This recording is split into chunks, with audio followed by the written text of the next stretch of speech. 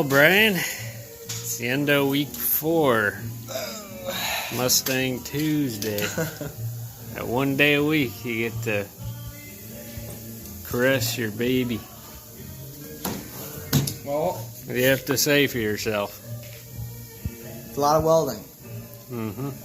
Got the body pan in there. She's welded pretty solid. We have a whole bunch of places where it is welded actually solid. So you're not going to take this sucker off unless you nuke it. Still in the tack phase over there.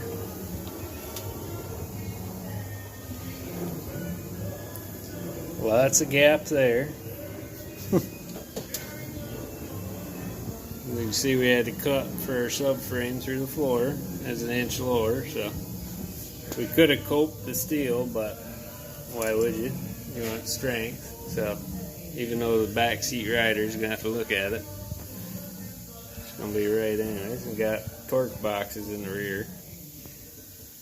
Had to prepare all that. And what else we got? Cut off the apron. Nice big gaping hole where the engine used to go. Spot welds. Yeah, some more grinding out of those. And a nice shiny new one over there. It's gonna be pretty. Easier than cleaning the grease off. You can see they put that nice undercoat and all in there. So we just decided we're gonna buy a new one and cut it out. $50, $60 worth of Yep. It ain't worth $50 to clean it. We got a little brace in here to keep this where it needs to be until we get it back in there.